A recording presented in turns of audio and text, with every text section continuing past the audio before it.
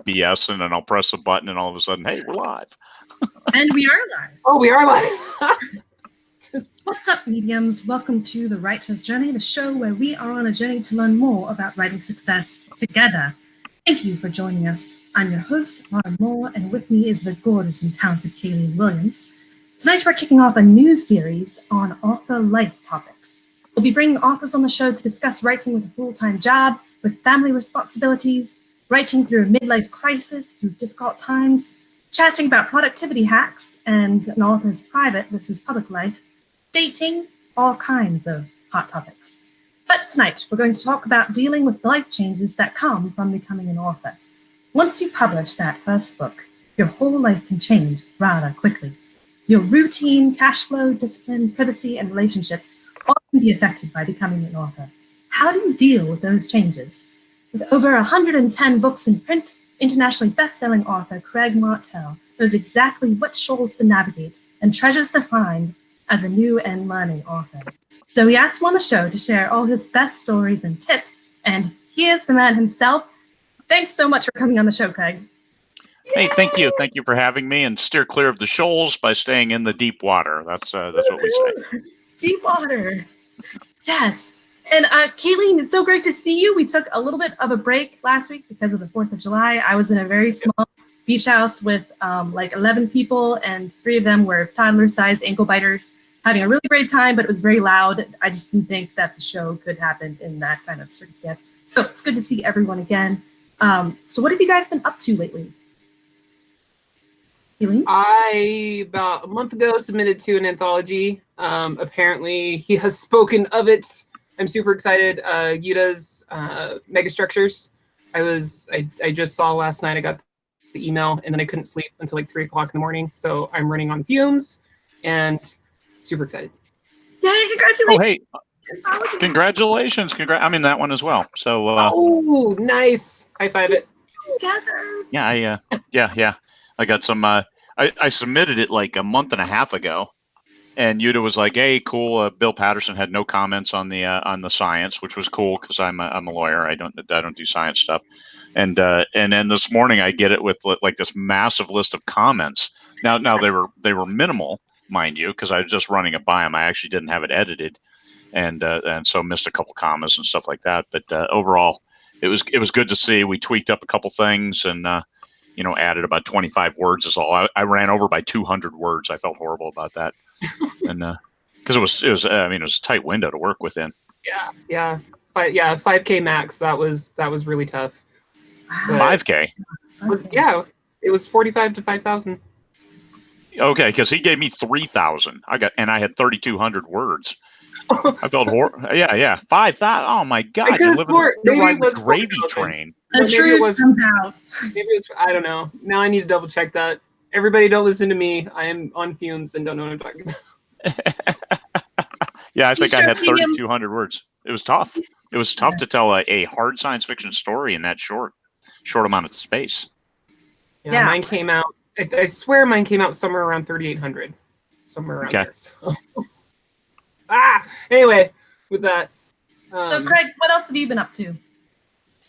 Writing. I've got this little thing next week where I'm flying to Europe because I'm running a conference in Edinburgh. Nice. A 20 books conference. 7 days. We're trying something a little different. So 5 days of writer's retreat wrapped around a 2-day conference. And so we have the presentations all consolidated and the speakers set up and ready to go. Sent the final note to the University of Edinburgh this morning with our needs regarding audiovisual and the room setups and how to where to put the meals. Even I guess there's a little restaurant in the conference center, so we'll have the buffet set up there. It'll be nice. It'll be good. It'll be a challenge because it'll be 7 full days with a constant stream of people and engagement, and the introverts will be running for the hills as soon as it's over. I expect to go recharge their batteries. But this is a great time to write.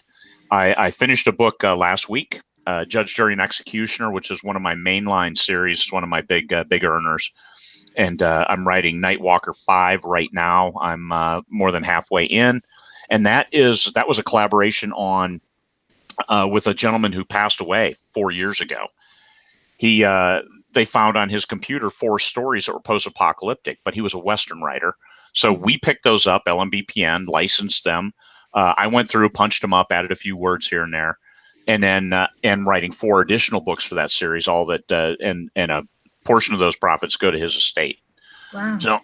So that's a little bit of philanthropy. Plus, it's a neat series. It's post-apoc, which is what I write, what I like to write. It flows pretty smoothly. Like I said, I got 3,500 words today, and probably about 2.5 to 3 full hours of writing time. So really not too extreme. Can't beat that though. I mean, 3,500 words, couple hours, solid, getting things done.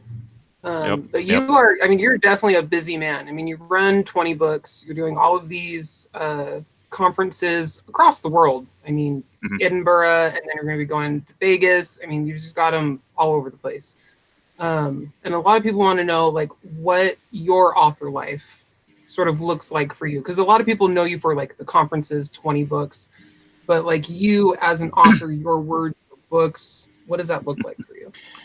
For me, it's about writing something every day, because yes, I had 3,500 words today, yay! But I had 1,100 yesterday, and 2 days prior I had 800. In between, I had 4,000.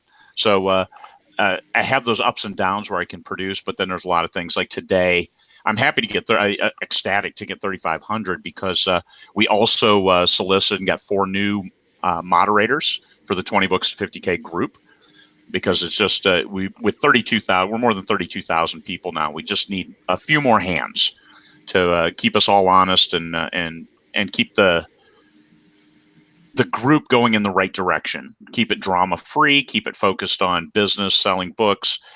Minimize craft posts. Minimize things that could be discovered and found if they searched. The Google foo must be strong. To be in that group, because there's everything has been talked about before, so you'll find what you need. And geez, just some other things. Tomorrow I got to put a new coat of stain on the side of my house, so I'll be doing that tomorrow afternoon, and I still have to get some words. So that's what I'll be doing. So what's in my life is I write. I go through ads, because with 100 books, just managing the backlist is a full-time job. So I do have a couple people, one that works some Amazon ads part-time, another one, my executive assistant, that helps and does a great deal of stuff for me. And so always check ads, always check promotions, trying to stay 2 months ahead on promotions, doing 1 or 2 a month with a box set or a free first in series. I have so many books now that if I have a first in series, make a free, so what? I mean, it's not any big deal, because it's the read through that I'm looking for. That's where the real value is. Get the words, advertise. Conferences, did a lot with the Edinburgh conference today. I mean, it's in a week and a half, so I have to get my game face on and be ready for that. I have a presentation. I have a couple panels that I need to moderate, and then look forward to Vegas. Did some Vegas stuff today regarding rooms, reservations, and other things with the hotel. Adelaide is on track. I did talk to some folks about that today. 20 books Adelaide in December, and then I took my dog for some righteous walks, because that's how I get out of the chair. I walk about 4 miles a day. Oddly enough. Wow. So. Do you write while you walk? Do you dictate, or just... Oh, no. I take a break while I walk. Yeah. Because I'm out with my dog, and my dog actually she does not like me on my phone or anything, so it's a complete break. Because she'll stop and just look at me if I'm on my phone. She's demanding you be present, to be mindful. What are you doing? I'm walking right now. Get off the phone. I'm with the dog, and if I was trying to narrate, I can't breathe that well, so I can't talk while I'm walking. So it wouldn't work for me. So you're keeping yourself alive. That's good. Yes, just staying alive. That's my focus. See, but that's important. I mean, even with like everything that you have going on, you know, you're not discounting, you know, or ignoring the house stuff you need to do. You know, staining the house. You take the dog for a walk, take breaks. You know, those are important things you also need to remember. You know, the words will be there, but you know, everything else is still there too. Yeah, we're talking about how becoming an author can change your life.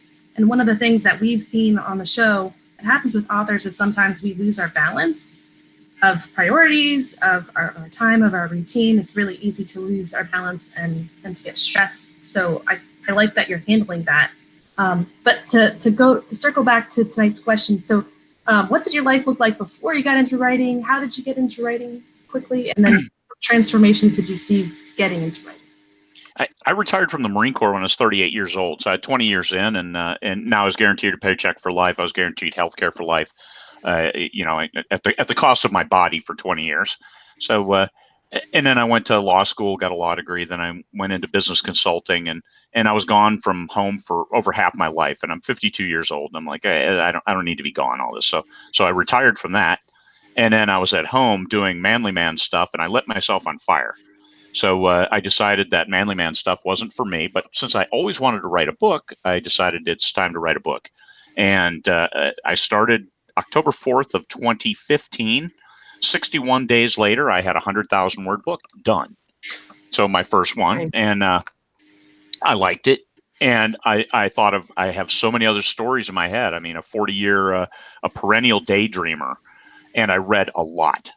Through my whole career, no matter where I went in the Marine Corps, I always had a book in my cargo pouch or somewhere, and was always reading. And now it's like, okay, all these great stories. Now let me think, can I tell a great story? And I think I've been fairly successful in that. So I started because I lit myself on fire and couldn't be trusted to do manly man stuff. So I started to write books instead.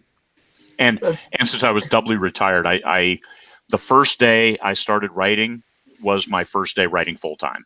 So I had never written anything before. I mean, I had written stories and stuff like that, yes, but not write for a career. Right. So what life changes when you became an author? What life changes surprised you? And a question from Dean Floyd. Big shout out to Dean. Dean submitted a lot of questions for the show tonight, and about half of them are his, especially the smart ones. Those are good job. Yeah. And I'll send Dean a copy of Release Strategies as I posted. So if you guys can get his address and shoot it to me offline, I'll get that in the mail to him. Definitely, that's Absolutely. awesome. On that book. He asked, what skill sets or disciplines from your old vocations carried over into authorship? So, what changes surprised you getting into writing, and then what skills kind of passed over into writing? I would have to say everything I did in my life built up to a writing career, because I did, in the Marine Corps, I did lots of exciting stuff and things that gave me enough bizarre dialogue for multiple author careers. Because things people say in high stress situations, when under duress, when in pain and agony from being damaged from whatever things you're working with at the time in the Corps, those give you enough fodder. I have enough sayings for all of my books, for as many as I can write. And the dialogue and interaction, I always focused on that. I was a human focused kind of guy. And that helped me then going to law school, being able to read vast amounts of information and consolidate that and condense it down into something that is clear and understandable. That was one of the things I focused on when in law school, because I was never a fan of legalese. I wanted to do away with legalese in anything I was involved with, because you don't have to. You don't have to do wherefore art thous and crazy language that only lawyers understand. You can write it in clear language. So when I started writing, I was able to incorporate some of those lessons and keep things short and high impact. All of the reading I had done, those were lessons for craft. Being able to sit at a computer for 8 hours a day as a consultant, we did a lot of that, but we went out in the field as well. Still measuring success, because as a business consultant, continuous improvement was one of the main measures. Is your beard growing out? Little rough there? Yeah, I'm just thinking really hard about what you're saying, and it's making my chin hurt. Right here is really hard to shave for me too, so I rub there. The continuous improvement process. So I looked at this from a business perspective, and always look to do better. So the word counts and how to maximize my time, how to write, what outlining process works for me. Sometimes it's as simple as write the first chapter, write the last chapter. Another one I shared with you guys was like 5-6 sentences. That's the whole outline. That's all I need to write that book. And sometimes I don't write any of it. For my last book, my Lawyer in Space book, I just wrote a bunch of one-liners. I had like 8 or 9 one-liners, and that was the entirety of the outline for that book. Lawyer in Space book. That sounds so interesting. That's the one. Judge, Jury, and Executioner 6 was the one I just finished. It comes out on the 22nd, and it yes, I think that one's a very good book.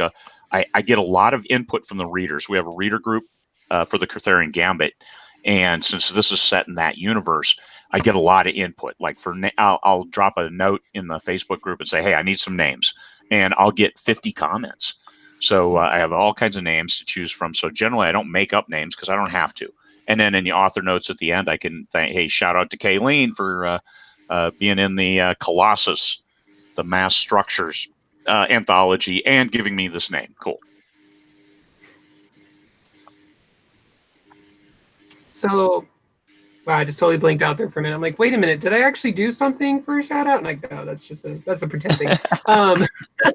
So what were some of like the coolest life changes that happened as a result of setting yourself on fire and shock putting out to being an author? Well, starting to write books. Okay, I published my first book in January of 2016, and I was over on K-Boards, and there was this renegade over there making great money who had just started publishing as well. And he was vaulting through the system, and you could watch his books, and they were high ranking. It's like, what the hell? What's going on? Obviously, his name was Michael Anderle. And people were giving him shit, saying he wasn't doing the right thing. He had to do it a different way. He was cheating. I mean, just crazy things. And so he's like, "Hey, I'm going to start my own Facebook group. You guys have fun. I'll just go do my own thing because I don't need to tell you anything I'm doing." But I thought I'd share. And so came over. I was one of the first 50 folks over to 20 books, 50K. And I was over there, and I get a call. Michael Anderle calls me out of the blue. It just wants to talk about some things and then rag on my covers, which I was in the process of getting new covers, but still, he calls me out of the blue to give me a hard time on my covers, which was kind of cool. And he still gives me a hard time about that. So every time he gets on that, I'll post those old covers and say, hey, these are good. These are perfectly good covers, and you ruined them. So they're not. They're an epic relationship between you two. So it kind of. They're actually not perfectly good covers, but the relationship, we both found that we had a significant business interest, that we focused on the business, and also, there is a profit motive, of course, but that's secondary to other ideals. Philanthropy is a big thing. Giving back is one thing, and you've seen that very well from Michael Anderle, and that's one thing I do as well. I make sure that I give back to whatever. And that's just having done things in my Marine Corps career and other things in my life that to atone for, or to that you shouldn't have to do, but you do anyway. And then so I will always give back, but the business side of me says you need to make this much money because that's a bellwether of success. So whether it's ranking or whether it's and not ranking, the bottom line is dollars. How are you doing? Can you price a book a little bit higher, sell one copy less, and then, hey, oh, look at this, you're still making more money. So all of those kind of conversations and stuff, and how can we get more books in readers' hands, how we can touch more readers, those kinds of conversations. So we talk often, multiple times a week. And that's one of the coolest things. But one of the other coolest things is as we've started this movement and extended the 20 books movement, now that pretty much almost anybody knows what it is. And the cool thing is people know my name, and not in a bad way. So it's neat. I mean, I will talk to people who are authors that I've followed for, decades. And I'll be like, hey, yeah, I'd like to come to 20 books. Oh, would you? Okay. Hey, that's fine. Hey, John Truby sends me an email out of the blue and says, hey, I'd like to come to 20 books. And I'm like, okay. He's like, can I speak? And I'm like, well, I might be able to put you on a panel, but I don't really have any slots. And I'm like, Patterson's name right there. So I asked Michael, I'm like, who's this John Truby guy? He's like, holy crap, look him up online. I'm like, okay, I will. Oh my God, he is somebody. So I'm like, okay, yeah, I'll give you a speaking slot. That's awesome. Yeah, you got Kevin J. Anderson coming on. 20 Books Vegas. And James Patterson's name is on your whiteboard with forward underneath it. Oh, secrets being revealed. Love it. No, I keep that on just for rumors, to create rumors. That's really cool. So yeah, one of the things I love about 20 Books is I found you guys. I found Keystroke because I was on Facebook looking for author groups where authors were building each other up and helping. And I've tried so many author groups and I wasn't finding it. And this was the first one and it was the best one. And I stayed and I did not look back. And that's thanks to you. That's thanks to Michael. That's thanks to everyone in the group. So thank you for your service as a Marine, but also with 20 Books. Thank you very much for all that you're doing for the world. Oh, well, thank you. Thank you. I like it. It's very gratifying. So that's, I'm not going to, I mean, I appreciate the accolades, but I get so much gratification from seeing people's success.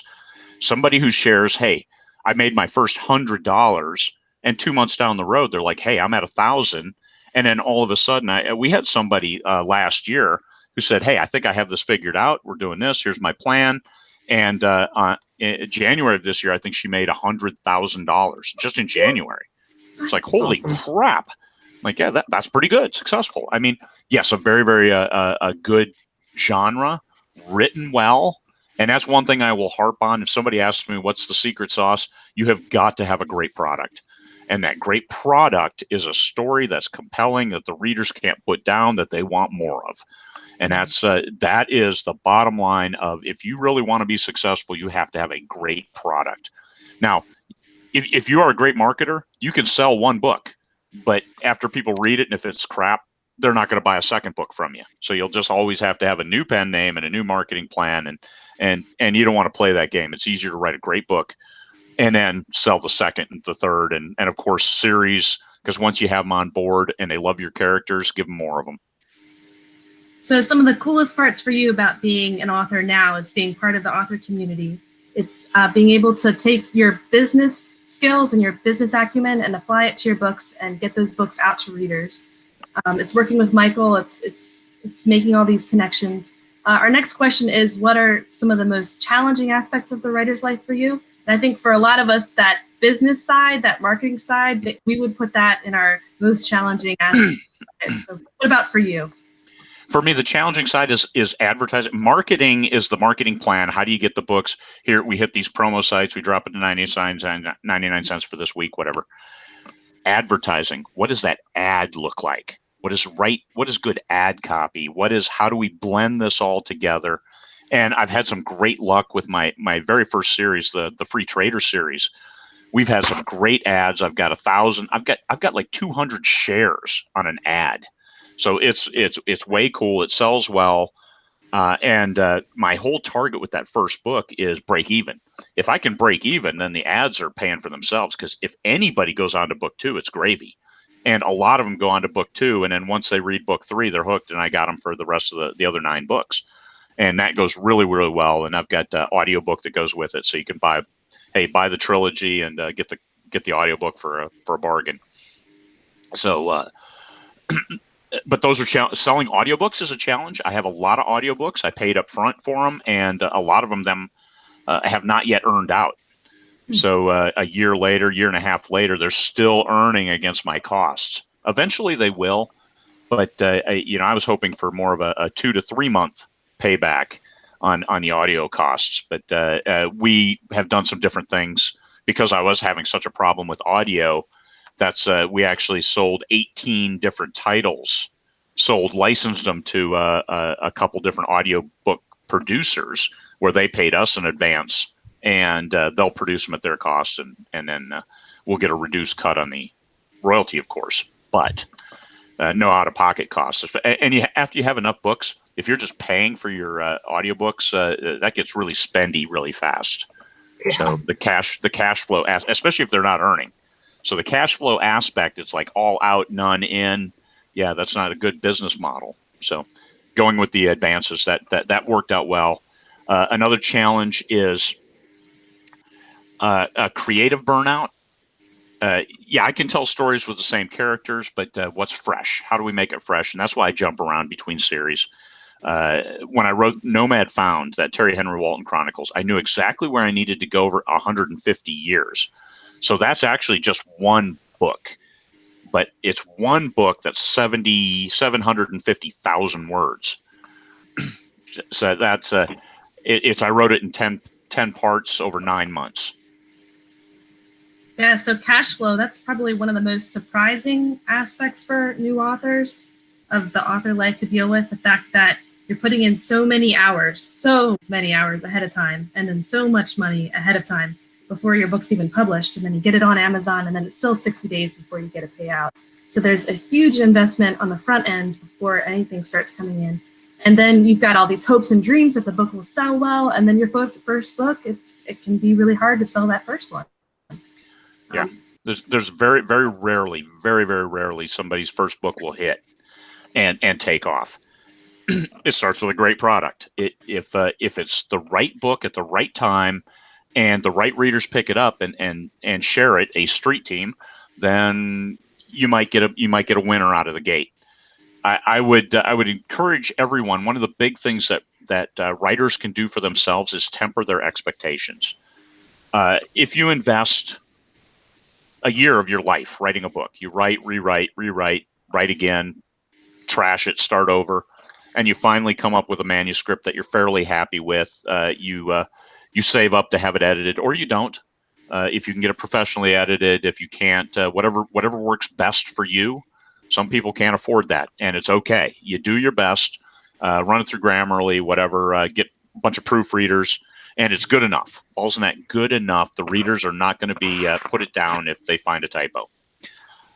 You get the best cover you can get, whether it's you learn Photoshop and do it yourself or do somebody else, study the elements. But all of this, the bootstrapping, you have to do it professionally. So study. Don't just throw a cover together and say, I like this cover. No, look what's in your genre. So it's really important that you get the purples right, or the greens right, or the wireframe right, or however is resonating with the fans of that genre. And everybody writes multi-genre, but where are you going to find the most fans? So it's important that you focus on that. And these are the business aspects that people don't think about. I'm writing the story I want. Here's a cover that fits that story, and now I'm going to cast it upon the waters, and it's going to, feed me for many days. And it just doesn't work that way, because once you write your story, now you have to take your baby and you sell him. You're selling your baby, and the only way you can sell your baby is if you pimp him out by putting a cover on that fits the genre, by editing, which may change some of the words that you're in love with. Don't use discombobulate 7 times on one page, all right? Don't do that, even though you think that's the right thing to do. Don't. And your editor is going to tell you that. And it might even be a proofreader saying, what the hell? I can't. How many times can you use discombobulate in one sentence? So it's not a challenge. So you do all of this, and then now you put your book out there, and it's the first book, and it's 60,000 words, and people are like, come on, show me the money. As soon as you got 3 books out, I'll take a look. 60,000 words. I read that at lunchtime. I mean, when we target whale readers, so we target people who read a lot, read a book a day. And when people reading a book a day, they read really fast. So we use a little bit clearer language, shorter words. We don't use 5-syllable words because they get tongue-tied, and people reading fast, they have a tendency to just skip over the really long words. So you want to give them something straight. You want to hit them. I am in love with incomplete sentences. I'll use just nouns or just verbs, and that'll be a whole sentence. It'll be a whole paragraph, for Pete's sake, if that's what I want to have it, just so the really fast readers get the impact. And I think I get that because I get the best reviews from the people who devour the books quickly. So once again, write to your readers, and that's how I've been successful. But also studying craft. I really want to tell that story the right way, and I haven't. I will keep writing until I hit that winner. I'm looking for a book that'll sell 100,000 copies. I don't have a single book that has sold 100,000 copies, and that's what I'm looking for. I want that one that takes off.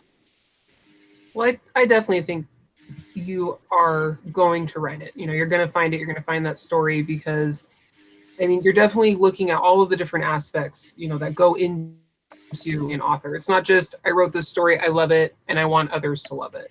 You need to find who those others are. Are you looking for people like, the whale readers? Are you looking for the ones who take a bit of time? Are you looking for the ones wanting to escape, the ones who want to think, the ones who want to dream? Like, what does your story say, and how can you find those people that want to hear it? And that's definitely, a huge part of it that I see a lot of people. It's not that they ignore it. I just don't even think they realize that it exists. And I harp on the two hats. You have to have your artist hat because you have to love your story. I mean, you can't make this like work. Even though, yes, you go to work, you sit at your computer, you jam the words, I need to be to chapter 4 by tonight, whatever your milestones and inch stones are on your road to a full book. You have to hit those. That's work, but you can have fun doing it because you put yourself in that situation. You're living in that world that you've built. But then you have to put on your business hat and you look at it and say, "Oh, crap! Look at 75,000. How do I sell this crap?" And now you're that jaded cigar smoking guy trying to push this book on people who don't like you. So how do you sell a book to somebody who doesn't like you? If you assume that, then you're going to try harder at it and find those hooks that make them take a second look. Everything you do is make them take a second look and not look away. From the cover through the blurb, the look inside, they do one click buy, they download it, they keep reading until they finish. That is the home run. Yeah, that is definitely something that one of the lessons I've learned over the years is, as I'm writing it, how can I reduce this to a few words or a single short sentence? Because when I very first wrote my first book, I couldn't do that. I mean, it was like a half-hour explanation of what this fucking thing was about, right? Yeah. And then, over time, I was like, no, it's really important. I'm listening to like the movie trailers. I mean, they're quick, they're poppy, they're happening. The ads, it's like, oh, that's a clever thing to say. You need to find that for your 50,000 words, your 140,000 words. You need to find it, and then freaking run with it. So quickly, Blurbs. where are we at? Right. We talk about what is painful for authors. That's writing the blurb. While I'm writing the book, when I come across a phrase or come up with something that I stole from something I heard 40 years ago, and it's like, hey, that sounds great. I'll cut out that and I'll paste it into a separate file that is my blurb and my because I have my categories. I have everything set up in a separate file. So when I go to publish, I just copy paste. I have the series set up because you don't want to miscue a space or a word or put a colon in, and because then it won't match up automatically in Amazon. I just do copy paste off of a template that I use. And so the blurb, like the book I'm working on right now, I've got the blurb template set up. All I got to do is copy in some key phrases, and I try to keep my total blurb to like 100 words. Everything above the fold, if they have to click read more, you might lose them. Anytime they click, you risk them not coming back. So that's how you make the blurb have like bolded words or italicized words and a nice long end dash. That's how you get all the formatting right on Amazon, is you've got it written up on a Word doc first, then you copy paste it on Amazon. Oh, I write it in the Word doc. I copy paste into the Kindlepreneur, the book generator, the book description generator. I copy it in there. Then I generate the code and I copy that below my Word description. Okay, yeah. And that's a free tool to everyone, I believe. So you can go to that, get your blurb, find your bolds, your italicized, your paragraphings. Make them all the same, because as you have more books, I have some that are H3, I have some that are H1, and I have some that are H2. So I have not been consistent. And when you look at your author page on Amazon, they'll stand out like, a big old sore thumb. H1, look at this. And it takes up a lot of space. So if somebody goes to your author page, I like H2 now. I make them all because it's just pretty much bold and just a little bit bigger. And that first line, just a carriage return to the next line, and then start hitting them with your one-liners and your hooks. So you hit them with that bold hook and then keep hooks. Try to minimize excess wording. And I know people are fans of introduce the character that they need to love. I don't try to do any names. Hey, here's bad guys doing great things, and readers are confused because who's the good guy? And now, and then you go forth and conquer. They'll figure it out. You'll introduce the characters when they start reading a book. I don't need to introduce characters in the blurb. So that's one thing I'm at odds with some other people who say, well, you have to introduce the character in the blurb. I don't. There's I try not to. For it. You don't have to do anything. The only thing you have to do is write fucking words. Oh, you have to write the words. Yeah. There is no getting around that one. If anyone's looking for a golden rule, write the words. So we are going to move on to the 80-20 rule. Yeah. Shortly after I read a show sponsor, and because we're at the halfway mark. So this episode is brought to you by Edge of Valor by Josh Hayes. When their mission fails, his begins. A tour de force, says David Weber, New York Times best-selling author of the Honor Harrington Series. Special Agent Jackson Fischer is a man after truth. When a military operation to extract a high-ranking ambassador from the war-torn border world of Stonemeyer ends in disaster, Fischer is called in to investigate. A whole platoon went in, but only 3 Alliance Marines returned home. The rest killed in action, along with hundreds of civilians. With tensions between the Holloman Alliance and Stonemeyer rising, Fischer attempts to stitch the pieces together. One thing becomes more and more certain. The surviving Marines are lying. As the truth unfurls, Fischer begins to realize this was far more than a simple rescue mission, and that the truth might be something best left buried. Filled with action, mystery, and well-crafted characters, Edge of Valor will pull you into a world of war, conspiracy, and betrayal. It's perfect for fans of David Weber's Honorverse or Tom Clancy's Jack Ryan with a futuristic flair. Also available on Audible, narrated by the award-winning Mark Veeder. Click, buy, read, watch, listen, all the good things. Edge of Valor. Thanks so much. Thanks. Alrighty, and now back to our show and our lovely guests. The 80-20 rule states that 80% of our outcomes are determined by 20% of what we do. What are some of the small things in your routine that contribute to your big success? The biggest thing, the 80%, is definitely write every day. You got to have words. If you have books, then books become monetary and monetized. You make money. My biggest seller this month, I was just checking Book Report, whilst you were talking about Edge of Valor, which I was with Josh Hayes the day before it released, and it was way cool because he was stoked. My biggest seller is my book that I finished 3 years ago and published 3 years ago. And that is consistently one of my biggest sellers month in, month out.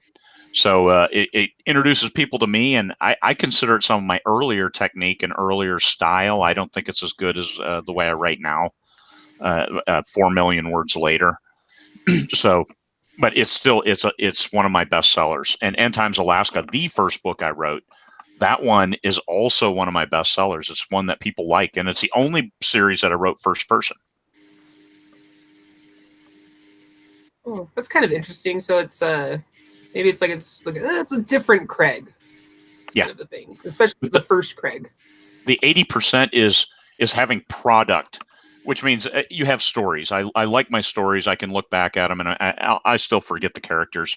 Which actually, for the Colossus anthology, the one that we're both in together, I wrote that one first person.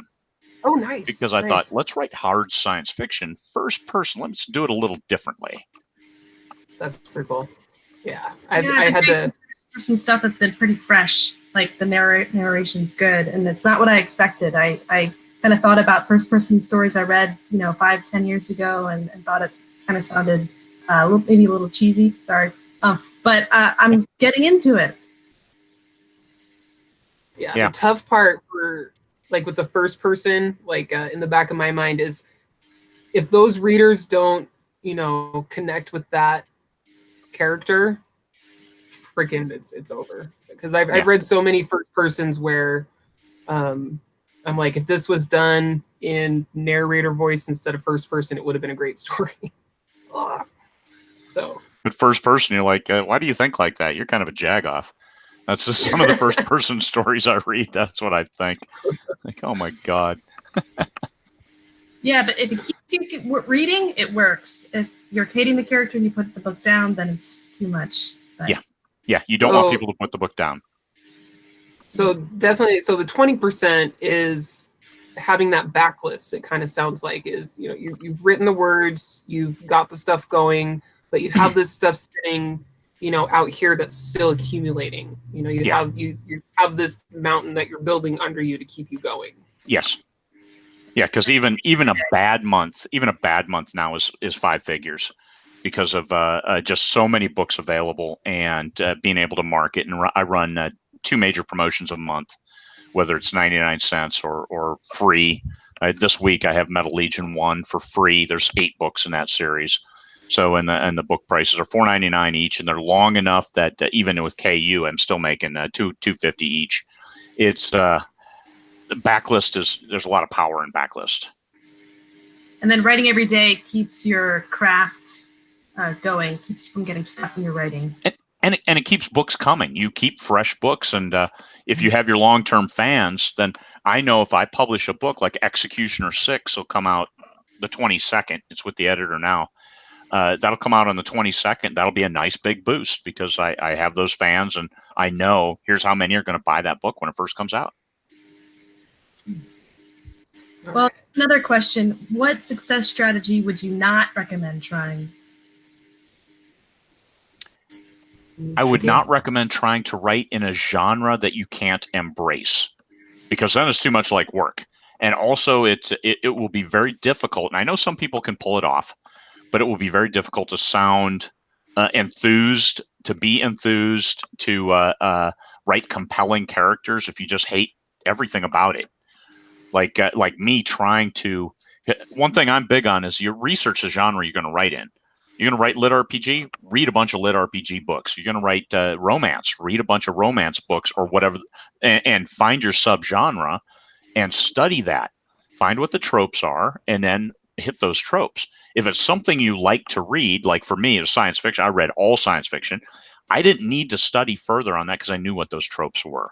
But if I tried to write reverse harem, I would be completely lost because first, I wouldn't research it. And second, I can throw the greatest cover ever on it because once again, the great thing about being me is I know a lot of artists, and I can get a cover and call it reverse harem, and then people are going to read the first page and say, "What the hell is this?" Because I wouldn't study it, and it would be too much like work. That's not me. Now, reverse velociraptor, I own that category, but we're not going to let anybody else in on that one. So writing something that you don't know is probably, because then it's like work. And now we write because it's an escape. For me, I mean, I work so hard at the conferences and now marketing and other things, and 20 books at $50K, that writing is my escape. When I can write, then that's how I get away, and that's what I like to do. Even after 4 million words, I still like telling stories because I haven't told that perfect story yet. I've got some that I really like, but I haven't told that perfect story yet. The one where 100,000 fans agree with me. So that's what we're looking for. It'll come. It'll definitely. Yeah. Big Partlow asks, what about double reverse harem? Oh no, there's Velociraptor and reverse Velociraptor. So Dirty Dinos, it's me and Mark Dawson. We're owning those categories. I feel like I should ask. I have so many questions. It's my job to ask. So you run the 20 books to 50K group on Facebook, so you see a lot of other authors succeeding really well. You see authors do really well and kind of disappear. Sorry, now I gotta scroll. Yeah, I was just doing that like, sponsoring. What's the most common life changes you see other authors having to deal with, like new routines, disciplines, cash flow? What strategies do you see commonly kind of out there working really well and others maybe not so well? For what I've seen on 20 books to 50K is people who want to dive in and write full time, but maybe don't have the discipline for it because you have to write. We saw that one of the classic examples was one of the earlier folks who came into the group. He's like, I'm doing it. I'm going full time. And 4 months later, he's like, I'm having a problem writing. I just don't get the words down. I haven't finished my first book yet since I've gone full time. I'm like, well, you're not full time then. You're playing. And here he is on Facebook, and it's like, you shouldn't be on Facebook. You need to be writing. So, I mean, I spend my time on Facebook, but I can get the words too, and I know that. People will jump on and they will lament their issues as opposed to working through them. And nobody can write it for you. Advice, you can ask 10 different authors for help, and you'll get 12 different opinions. And picking the right one, it still comes back to you. And it's still your responsibility to get that story done in the way that you want. If you try to write a story the way you think somebody else wants it, it's not going to turn out right. And the readers are going to pick up on that, and they're not going to buy it. The big thing, the one thing that you have to do is you have to find readers willing to pay for your work, because otherwise it's a hobby. If they're not buying your work, if all you do is give free books away, you're not you're not a professional. You have to sell the books to be a professional author. You have to sell your words. So that's, you take your baby and you sell it. It's not very sexy that way, but you have to look at it with two hats on. And I think that's the hardest thing for authors. A lot of them are like, I solicited a bunch of agents and I never heard back. So I'm going to try this indie thing because I failed at trad. I was like, no, I mean, I never even I never sent a single solicitation letter. I published my first book. I just published it. And I do have books with a traditional publisher. I have 4 with an imprint of Simon & Schuster. And that's cool because I'm in Barnes & Noble, and that's neat because my books are right next to George Martin. When you have a name like Martelle, you get next to George Martin. Sorry. But still, you have to treat it like a business, and some people can't do that because they're home. It's like, oh, hey, I'm going to cook a gourmet meal. I'm going to do all this other stuff. It's like sometimes you can't, and it might be hard for your family to understand that you're home. Why aren't you doing stuff with us? Why aren't you outside playing with the kids? Because if I'm not writing, I don't make money.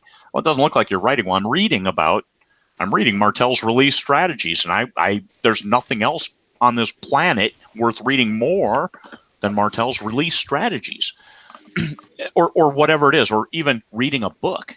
You're sitting there at your computer and you're reading a book, and your family might come in and say, "What the hell? How are you not you're not earning us money? You're not doing this. You're not playing with me," and that is extremely difficult for folks to do. My wife has a full-time job, and she works very hard, so I have a lot of time. I mean, my son is 35 for Pete's sake, and my 2 grandchildren are little, but they live 12 time zones away. So I have nothing but time.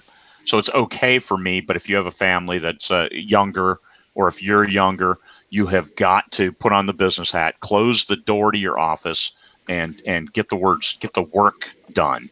Words, marketing, promotions, that stuff. You have to do the whole enchilada. Yeah, that's definitely been this year.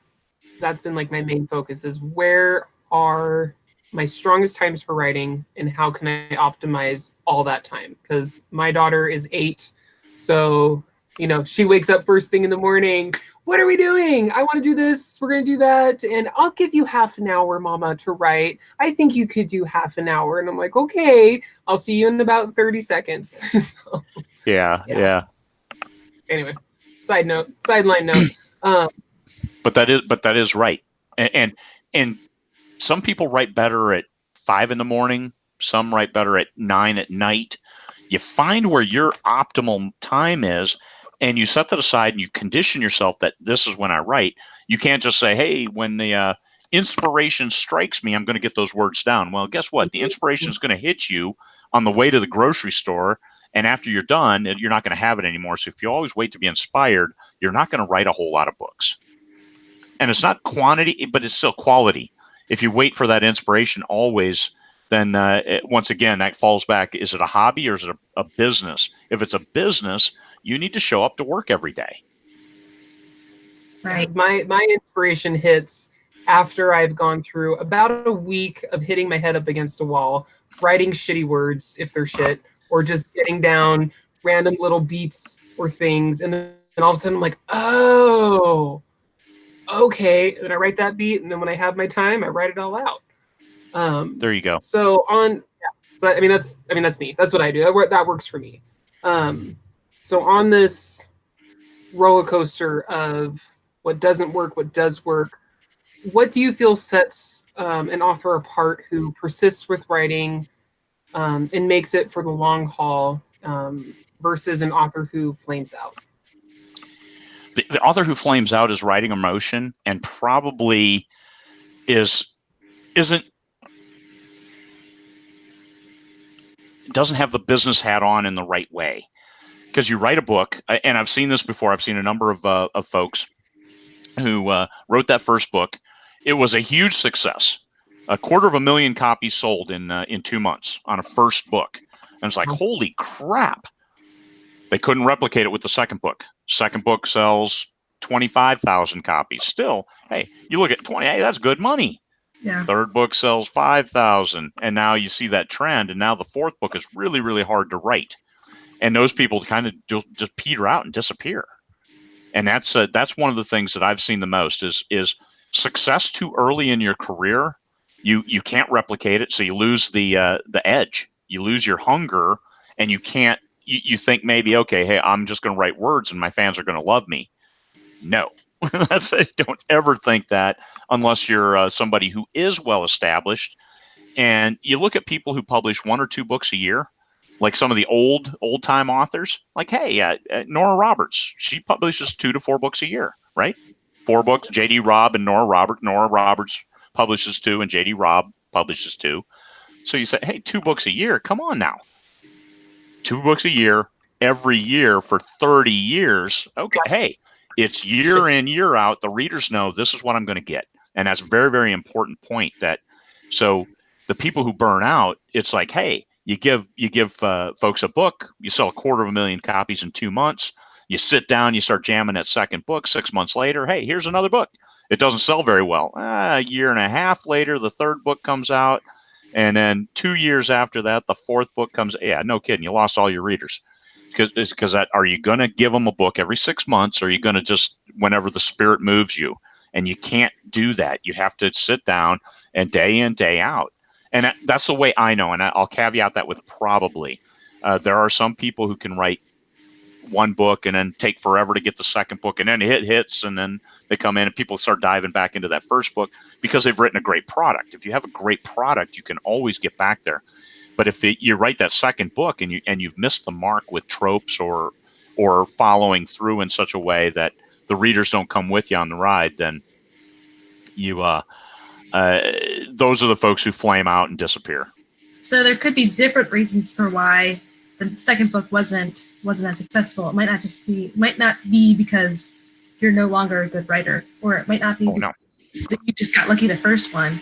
Could be something really specific, like they were expecting a book within a couple months, or they're expecting a book 6 months later, or they had certain expectations for release and those weren't being met, or it was a trope that wasn't being met, or something about the genre that wasn't quite right. So there could be another reason, but if the author is getting down on themselves, then they might just lose the fire that got them writing in the first place. And definitely. Yeah, go ahead, Kayleen. Sorry. I was saying, I mean, you definitely have to look at yourself, at your life, at your pace. And if writing a book a month is doable for you, do it. If writing a book a year is doable for you, do it, because that is what you are giving your readers, the expectation. So if you give them an expectation with a super fast launch on your first series, every month there's a new one, but then it takes you a year and a half to write the second series, you're diminishing the expectation. So definitely have to think to yourself, what can I actually do and continue to do day in, day out, year in, year out, without flaming out. And one mistake I've seen authors do is with their first book, they don't have a way to hook their readers and keep them on board, a newsletter. They don't have that link in the back of the book. So people might love that first book, but if there's no idea when your second book is going to be out, you've lost that reader. Finding them again, you have to find them fresh. So whatever worked to find them the first time. So it may be something as simple as that. You've written a great book, you've written a great second book, but they don't know that second book exists. So the first one, for whatever reason, they found it and then they liked it. So, either, build a newsletter list, get a Facebook group going, whatever that link is to keep people connected to you. Yes. Find that connection for what works for you. And that's how you manage the reader expectations, which are critical, because that's whatever your speed. And that's, I talk about this in Release Strategies, which is probably the first and only book that you should ever read ever. If you're an author, you should probably own 3 copies just in case one gets coffee spilled on it. We got to write in the margins, I put the bottom line right up front. I said, whether you write 1 book or 20 books, the most important thing that you do is you manage your reader expectations. Hey, next book is out in 2020. Okay, after the end, or if you, however you end your book. I know some people really get bent out of shape if you type the end. Whatever, man. That's irrelevant. What is how you set your reader up for the next book. Mickey Spillane said it best. The first chapter sells this book. The last chapter sells the next book. So how do you sell that next book? And I will send you a newsletter only when the book is available. So you'll only hear from me one time, or whatever it may be, whether it's next year or next month. And I set that expectation that I'm publishing a book a month. So and I hit that for years. So the readers want, now that they're on board, they're good with 6 weeks or a year in between books, as I did in one series, a year in between book 17 and 18, and then publish book 19 a month after that. So establishing reader expectations for the next book is really key, and then make sure you follow through on it. And we had Joe Solari on the show not too long ago, and he was saying that a lot of his 6-figure authors that he works with, they did not see success, profitability until after their 7th book. So it just, and then the backlist sold. So those books were still good. People did love those books, but for some reason they just weren't getting found until a certain number of books got published. So it's hard to understand exactly why your books aren't doing well, but don't be down on yourself.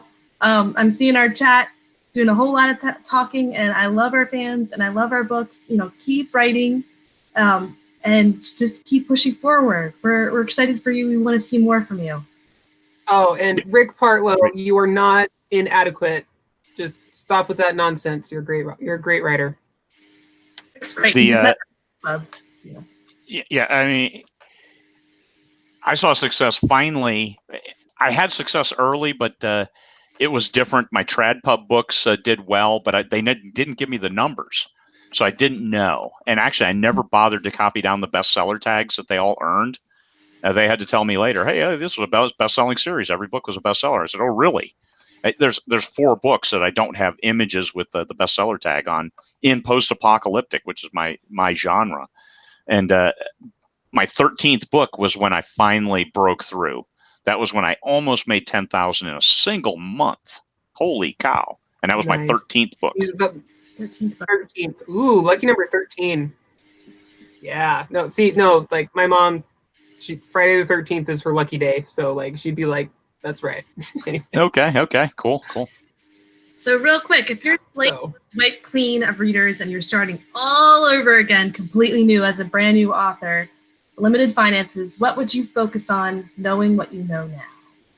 My first 4 books were in 3 very different genres. One was post-apoc, one was space adventure, and then one was a thriller, which I've only written one of. It was one of my worst sellers, which I think it's one of my best books, and could be my best book. It's a terrorist thriller, kind of a pseudo autobiography. I love it. Well, me loving it doesn't mean me having a big fat wallet because the readers love it. It's just they don't get it. They don't see it, and there's only one of them. So I would recommend to a new author, Write in one genre and stay in one genre until you establish your readership. I mean, you can bail out after 3 or 4 books if you're just not getting the readers, but and find a different maybe niche. Write what you like to write, even if it's mutated just a little bit so it fits a genre that you can sell it. Because no matter what, if you want to sell your book, you need to write something that people were willing to buy. Now, I don't mean don't write what you like or want, but if you can adjust things and know that before you start writing, then do it that way. Find that overlap in the Venn diagram of what you like to write and what sells. Yeah, that's really good. Absolutely. That is great advice. Really can't say that enough. I know we are at 8 o'clock, but if you have time, we might be able to get in a couple more questions. We do have some audience questions. One from Rick Partlow. Does the isolation of living in the Alaskan interior make it harder or easier to write? Easier. We limited internet because I can't stream. Yes, you get me. I'm sure I'm breaking up a little bit here in the video, but can't stream. And in the winter, it's 20 hours a day of darkness every day. Right now, it's 24 hours of daylight, and it's hot as hell. I'm sweating like a goat right now. hot as hell. It's 79 degrees outside.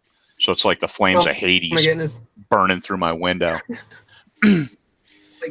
But there's smoke, so the windows are all closed. So the airflow, I've got a ceiling fan, but still we're surrounded by wildfires. So there's smoke. I can't go outside because I can't breathe. So yes, it does, especially in the winter when it's dark. It's really cold. You don't go outside. So writing is easy. And then Anna Johnson wants to know, what does an ideal working day look like for Craig? I have so much going on. Let me just say I make lists, and being able to check boxes of stuff getting done is important. So an ideal work day is I check off boxes. I get my words, like today, 3,500 words. Did conference stuff significant, like the last tying those last couple loops tight for Edinburgh, and coordinating some things, meeting one of the top world top lit RPG authors in Moscow next week. When we're in Moscow, Russia. So those kinds of things, coordinating and getting done. So there's so many little moving parts, and checking those boxes is important to me.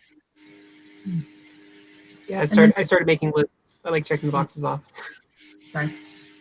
Jay Clifton Slater, last question. Because of all the directions Craig has pulled in, I'd like to know what's Craig's outline process, which you kind of touched on, but. Yeah, and I copied that in on the page. My 6 sentences. Here's everything I know. So sometimes I don't outline chapter by chapter. Sometimes with co-authors I have to do that, and it's so painful for me to write like a 5,000 or 10,000 word outline. It's like I'd rather just write the book. So if I have to do that, then for a co-author or for a work for hire, then I'm not a fan. So I keep my outlines very simple now. Basically, right through. Here's everything that needs to happen. Here are the main things. Like you saw, 6 sentences. That's it. That's the whole story for a 30,000 word book. And other times I'll write the first chapter, and then I'll write the last chapter, and then write everything in between. Because that's pretty much the whole book. Is you write the first chapter. Here's the setup, and here's the last chapter. Here's how it ends. The Cowboys ride into the sunset kind of thing. And then in your brain, do you know what all is happening in the middle? It's just kind of like all up here, or are you actually covering it as you go? It's up here, Yeah. So it's in there, and I just the tweaks and the tendrils to make it interesting, and make things that the readers can relate to the characters. Very good. Well, Awesome. Thank you, Jake Slater, for that last question, and also he was the one who put me up to the British accent. So it was amazing. Our British fans out there who actually know what a British accent is supposed to sound like. I'm sorry, but it was fun. It was fun imitating me for a little bit, so I did it. I know, you did that. You did the whole, like 2 paragraphs in that voice, and I'm like, she should totally narrate her story because that would freaking rock. In that voice, she should do it. Anyway, thank you so much for coming and hanging out with us, chatting with us, Craig. Can you remind our lovely audience and listeners of where they can find you and your work? Oh, sure. You can always find me craigmartelle.com, CraigMartelle.com, or pull me up on Amazon. Hey, I'm at the point in my career where I'm an autofill. You start typing Craig, M-A-R, and it fills in the rest for you. And just go to my Amazon and go to my Amazon page. Yep. Author goals, become an autofill. All right, to everyone in the live chat, thanks for hanging out with us. And again, a special thanks to Dean Floyd, Rick Partlow, and Anna Johnson, and of course, Jay Clifton for submitting questions. Let us know what you thought about the show in the comments, and show your support with a thumbs up, hit the subscribe button, and the little bell, so that you always know when we've got more shows going on. For Lauren Moore, I'm Kayleen Williams. Thank you for joining us on your writer's journey.